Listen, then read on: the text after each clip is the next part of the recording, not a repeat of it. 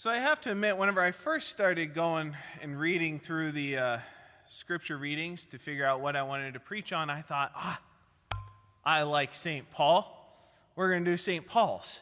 And then as I went further and further, I got too many flashbacks from being disciplined by my own dad that we decided to skip that one. Okay, it wasn't that bad, but we'll put it this way. When my mom started yelling out names, for some reason, my name always came out first. So instead, we're going to talk about the gospel.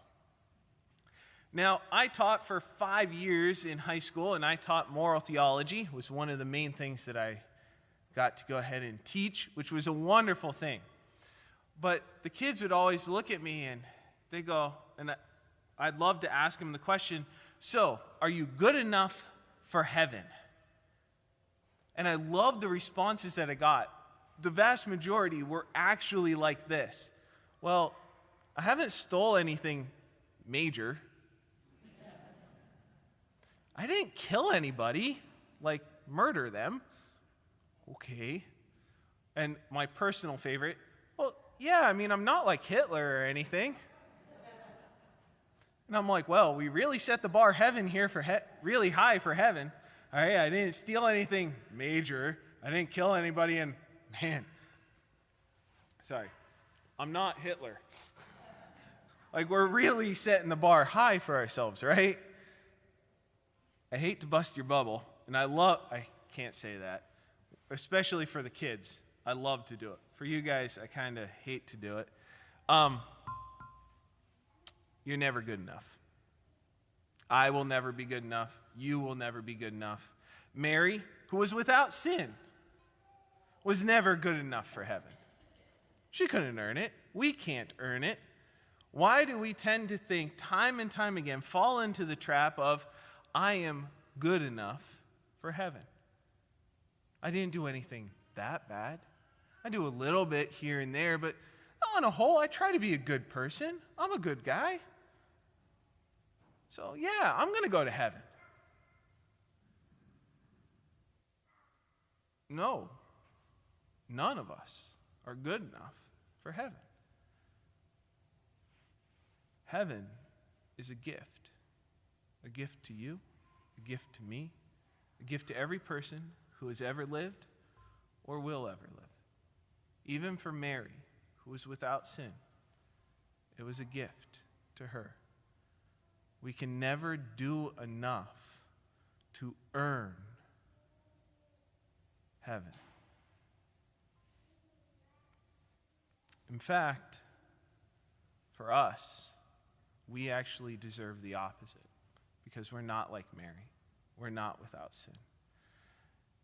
Even for the smallest sin, out of pure justice, I deserve to have the exact opposite of heaven.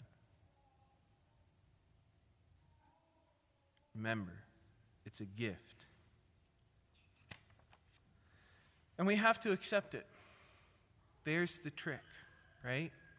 I have to accept the gift that is offered to us freely, without cost, to you and to me. The gift of God's love, of being able to spend all eternity with Him in that perfect, loving relationship. So, I don't know about you guys, but I love to give that answer to the kids, and I finally got a great answer that stumped me for an entire day. The kid goes, wait, if that's the case and it's a gift that's given to me, why do I have to do all this other stuff? Why do I got to go to Mass every week? Why do I have to go to confession at least once a year and receive communion at least once? Why do I have to do all this? Why do I have to love my neighbor? It's a gift, right? He's handing it out to me. Why? And if I can't earn it, why try? Okay, that's a pretty good one. It's so that we can choose God. Heaven is the reward, the gift that we are open to receiving when we choose God. Right? This life is basically our big answer to that question that God gives us. Will you choose to put me at the center of your life? Will you choose to love me above all things and allow that love to inspire my love for everyone else, for everything else, right? And so when we die, we get to either choose God, and then heaven comes with that, or we choose something other than God, and we get the other place.